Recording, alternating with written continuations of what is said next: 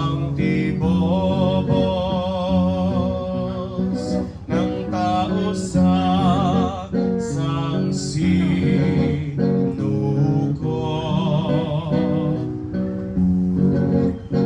Ibig ng aning matupad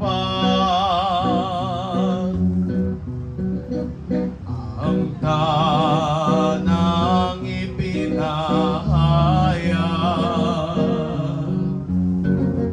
ng mga santos propetas.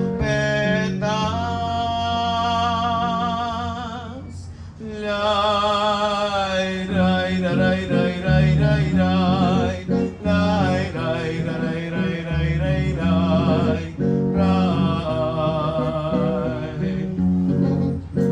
Ang mga santos propetas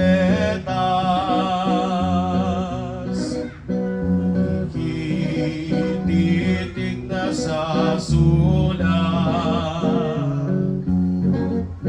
sa pagdating ng Mesiyas. Lay, ray, ray, ray, ray, ray, ray, ray, ray, ray, ray, ray, ray, ray, ray.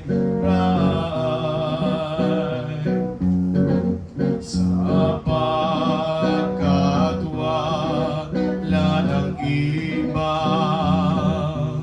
sukat umako sa sala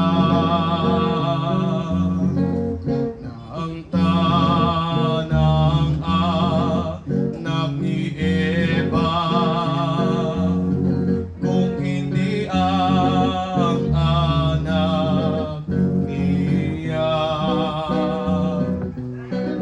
Sukat umako sa sala ng tanang anak ni Eva, kung hindi ang anak niya na ikalawang persona. Usap nga ang tatlo na may gawa nitong mundo. Ang hatol ng konsistoryo, dili iba at ang verbo, siyang sasakop sa tao.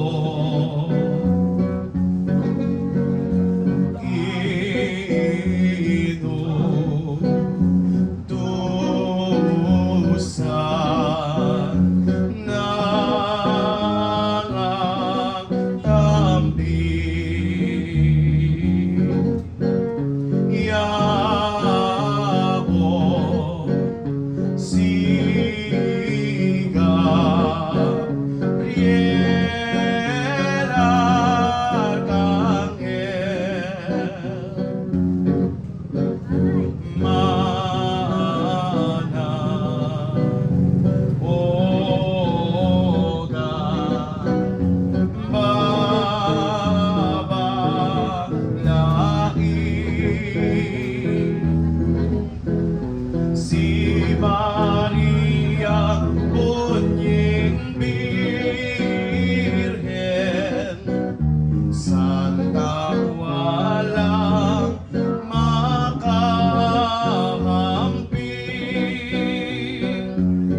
na nauna kapagkuwan, Arkanghel na inutusan, dikit na di ano lamang, halos hindi matitigan sa laking kaliwanagan.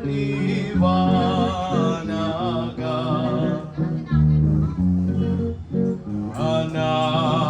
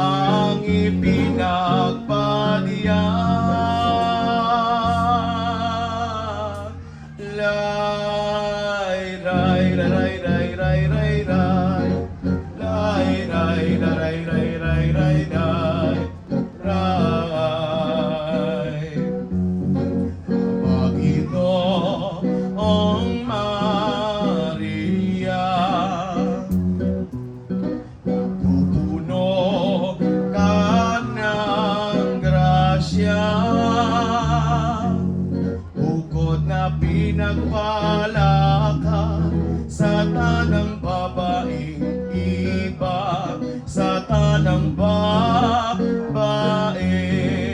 iba. Nang ito ay mapakinggan, niyong Birhen matintiman,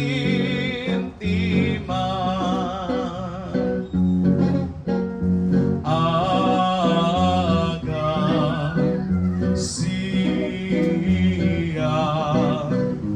natilihan,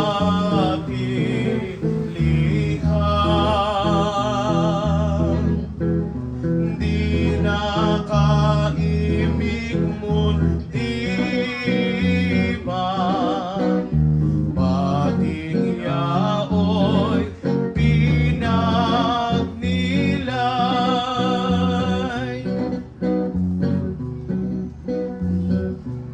Nang sa anghel na makita, hindi tugunin siya, binati namang muli pa, huwag matakot ang niya, poong kumbing Maria,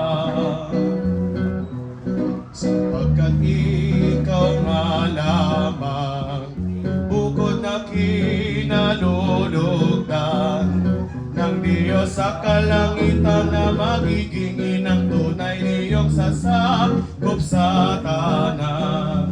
Nang marinig ni Maria yaong bati ikalawang, ay tumugon kapag nakasa anghel na embahada, ito ang ipinagbadya. Paanong pangyayarihan niyang wika mong tinuran, pangako ko na ang pangako ko ng matibay, na hindi ko durungisan kalinisang iningatan ng matalas. Taas ng anghel naging sagot, iyong Birhen muli namang tinugon din ng mga awit kang magaling kalugod-lugod kong dinggin. Maria, anyang buod ko, ungang ipinanganak mo ay hindi lang ng tao at ang tunay mong esposo. Ungang ipinanganak mo ay hindi lalang ng tao at ang tunay mong esposo, Diyos Espiritu Santo. At kumbaga sumipot na ang iyong magiging bunga, Jesus ang pangalan niya, sasakop at kakalara sa saksido kubang sala.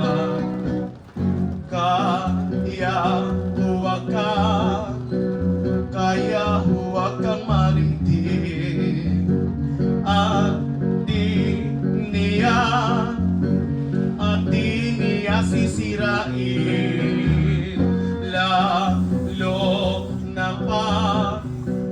lalo ng paririkitin, at malulubos ang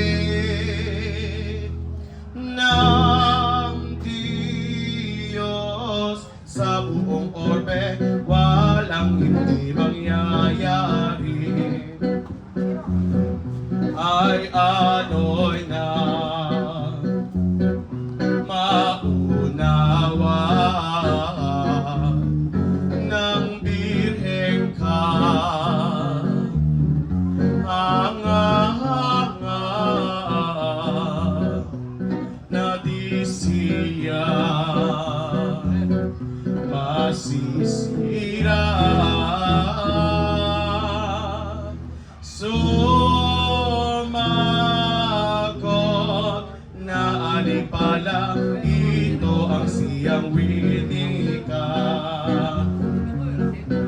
Narito mahal na anghel, akong tunay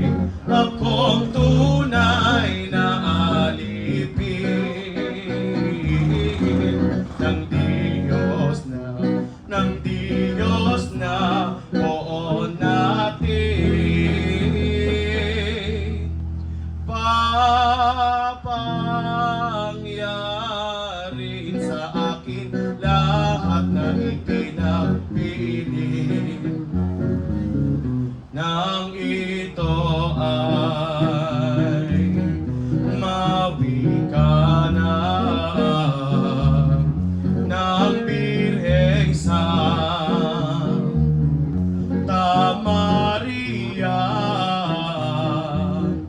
katuwaan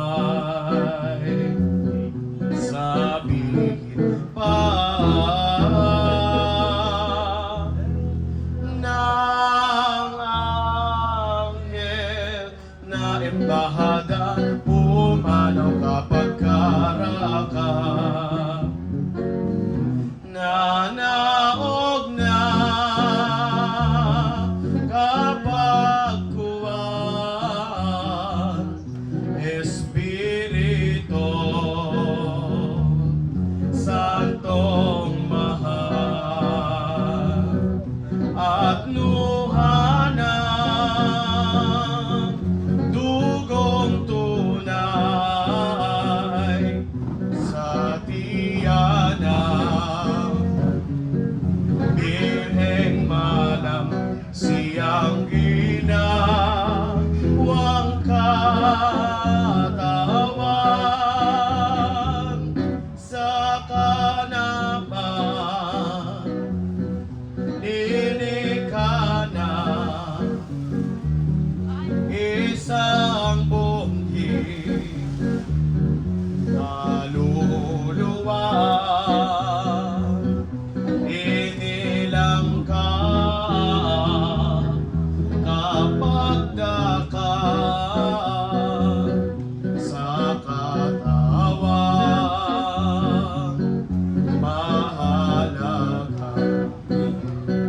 kasakop sa sala,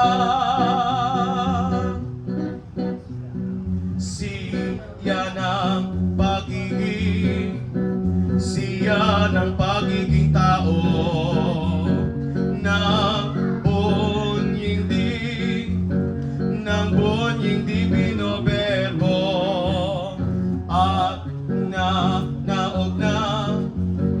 at nanaog na sa mundo, ipinaglihing totoo ni Mariang masaklolo, na naog ng dinalipan tanang korong anghelikal, sinamba't pinagawitan itong kamahal-mahalan.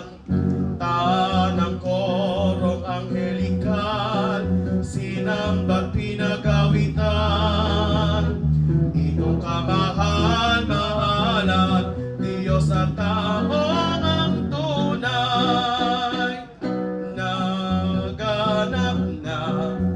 Naganap na ang totoo, yaong mahal na misteryo, napagpanaog sa mundo, at pagkakatawang tao ng buong si Jesucristo, nang malibang ilang araw kay Mariang naisipan, paro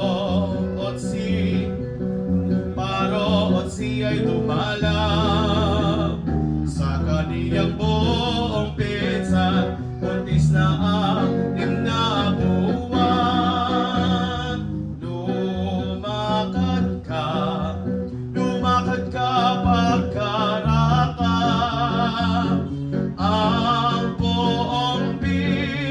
Ang poong Birhen Maria, si San Jose ang kasama, at ang kanilang pinunta kapulugan ng Judea.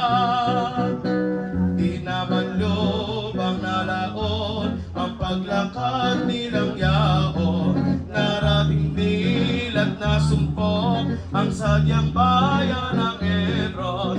Ang paglakad nilang yaon, narating nilat na sumpong ang sadyang bayan ng Hebron, na kanilang nilalayo. Ay ano nga'y nang makita ni Isabel si Maria, katuwa ay sabihin pa ng kaniyang kaluluwa. Ni Isabel si Maria, katuwa ay sabihin pa ng kaniyang kaluluwa. Nagkayakap kapag dakap, gayon din ang katuwaan ng sanggol na nasa tiyan. Si Isabel na timtiman, doon pa nga'y naging banal ng sanggol na nasa tiyan. Si Isabel na timtiman, doon pa nga'y naging banal ng precursor na si Juan. At binati kapag daka ni Isabel si Maria, ito ang ipinagpadya, aniya ay mapalad ka. Ni Isabel si Maria, ito ang ipinagpadya, aniya ay mapalad ka. Data ng babaeng iba at mapalad na totoo ang bungang nasa tiyan mo. Jesus, hari ng mundo, sasakop sa matlang tao. Ang bungang nasa tiyan mo, Jesus, hari ng mundo, sasakop sa matlang tao. Nasa Diyos ay naglilo. Sumagot din si Maria sa bati ng pinsan niya, ani ay pagpalain ka ng Diyos na buong Ama, ng Diyos na buong Ama. Ani ay pagpalain ka sa bati ng pinsan niya, 10 ng mahal mong bunga. Nang ito'y maipagsuli ng inang Birheng Mariki, dooy hindi na umalis hanggang sa hindi sumapit.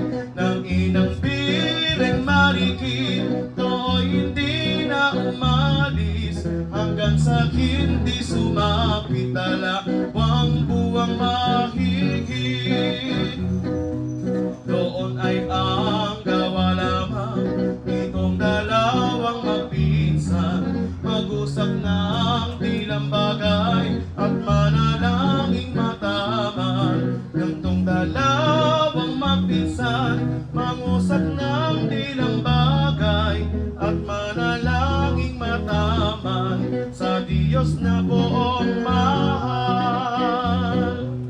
Umanaw na at umalis asawang si Ibig, at nais ang sumapit doon sa bayang Nazaret. Ang mag-asawang singibig, ano'y nang sila'y sumapit doon sa bayang Nazaret. Ang pagod hindi mumuntik, nang maging ilang buwan na ang kabuntisan ni Maria. Napansin ka pagkaraka at agad nakakilala ang kabuntisan ni Maria. Napansin ka pagkaraka at agad agad nang nakilala ng sinta niyang asawa. Nang makita si San Jose, lagay ng esposong ibig, halos mawalat maputi ang puso niya at dibdib. Sa laking lubay at sakit ay at niyang isipin, kabunti sanang birhen, ano pagbabaling-baling, walang matutuhang gawin, ang loob niya'y panimdim. Kaniyang naisipan ang buwat kagalitan. Umalis siya at nanaw, at si Maria'y iniwan doon sa kanilang bahay.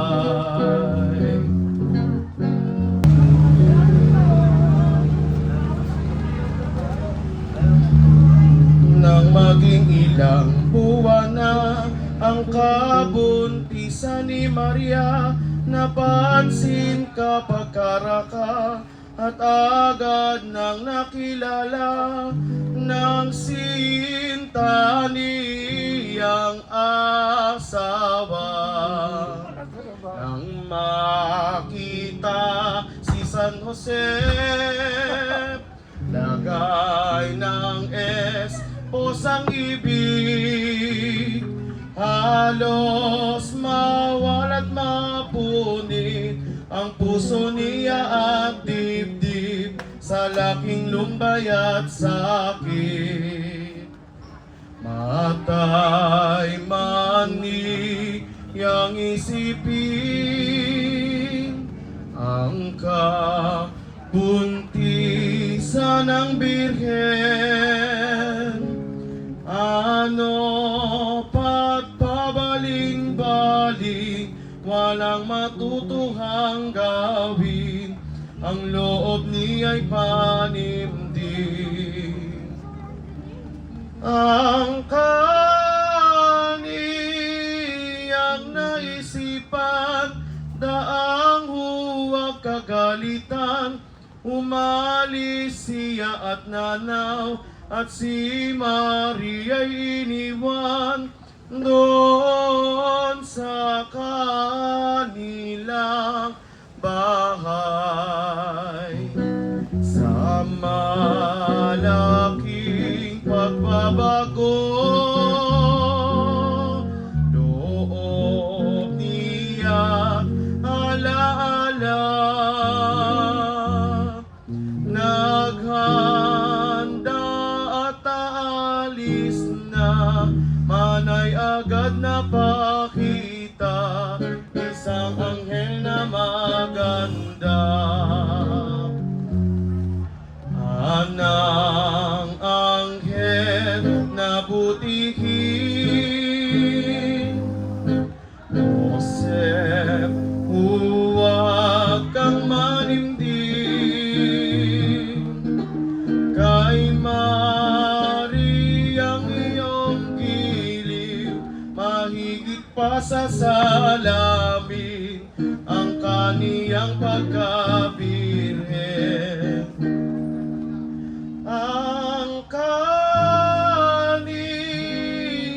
kabuntisan na iyong ang napagmasdan, hindi tao ang may lalang, Diyos ang may kalooban, ng sanggol na nasa tiyak.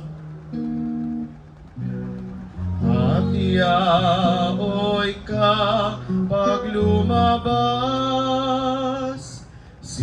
siyang tunay na Mesiyas. Jesus, siyang itatawag, siyang sasakop sa lahat ng kay Adang mga anak.